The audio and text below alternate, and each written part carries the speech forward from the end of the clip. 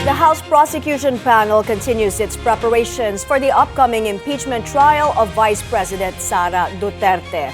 Some witnesses are also expected to be trimmed as part of efforts to streamline the process. Kumuha tayo ng detalye kay Isaiah Mirafuentes ng Abante Live mula sa Batasang Pambansa. Isaiah, kumusta dyan? Ano ang latest? May tuloy-tuloy nga ang paghahanda ng buong House Prosecution Panel para sa magaganap na impeachment trial laban kay Vice President Sara Duterte. May isa sa kanilang ginagawa yung tinatawag na mock trial o isa itong uri ng pag-iensayo na kung saan kunyaring kaharap nila ang kanilang inaakusahan at inaalam nila ang kanilang magiging mga posibleng sagot kapag nagsimula na ang paglilitis.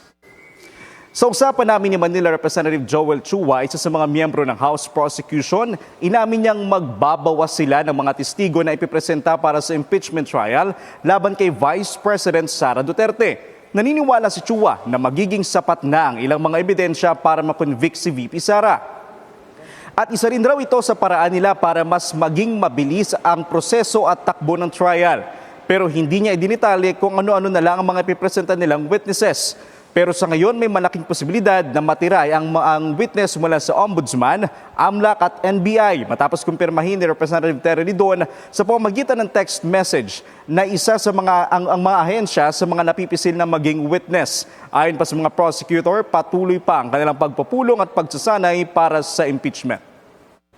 May bago tayo, Mary, nakausap rin natin si Caloocan Representative Edgar Erice at isa sa kanyang mga sinabi sa atin, naniniwala raw siya kahit hindi siya miyembro ng House Prosecution na posibleng tanggalin bilang witness ay si Ramil Madriaga dahil para sa kanya may malabnaw ang mga ebidensyang sinabi ni Madriaga noong nagkakaroon ng proper hearing dito sa Kamara. Isa naman may sa kanyang tinalakay din namin kanina yung kaugnay naman sa teleconference voting. Ayon sa kanya may, bakit sa Senado hindi pwede? Pero dito daw sa House of Representatives, pinapayagan ng online voting. Paliwanag niya sa atin, yung nangyari raw ay noong botohan dito kaugnay sa impeachment. Na kung may matatandaan natin, nung oras na mag-roll call ang plenaryo noon, 250 congressman lang ang present sa loob ng plenary. Pero kung bibilangin natin yung total number of votes ng impeachment dito sa House of Representatives, umabot ito ng halos 300. At paniwala ni Congressman Erice, ang ilan sa mga ito kaya ito nadagdagan dahil sa online voting. Bye.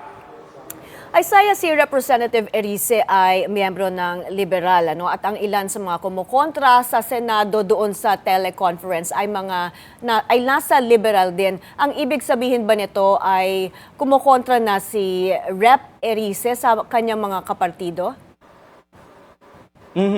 May ayon kay Representative Erice, hindi niya sinabi sa atin kung kinokontrahan niya na yung mga pahayag ng kanyang mga kapartido. Pero noon pa man may kapansin-pansin, katulad ng impeachment, isa siya sa mga nag-abstain. Pero isa sa mga complainant ng impeachment ay kapartido niya, which is si Representative Leila de Lima, na ayon sa kanya, kahit kapartido niya yun, irerespetuhin niya ang kanilang mga desisyon. Pero siya mismo na mismong miyembro rin ng Liberal ay gusto niyang magkaroon siya ng sariling stand o pananaw sa bawat mga issue. May. Isaiah, umaasa pa ba ang House Prosecution na sasagot si VP Sara sa summons?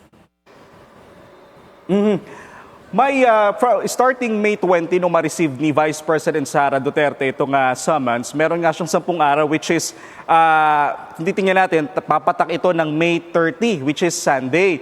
This time, wala pang sagot si Vice President Sara Duterte pero ayon sa mga miyembro ng House Prosecution Panel, gusto nilang sumagot si VP Sara kasi dahil kung sumagot ito ang kauna-unahang pagkakataon na maririnig ng taong bayan ang paliwanag ng bise. Pero ayon sa mga miyembro ng prosekusyon, kung hindi man sumagot ang bise, walang magiging pagbabago sa proseso, tuloy na tuloy pa rin ang impeachment trial. May.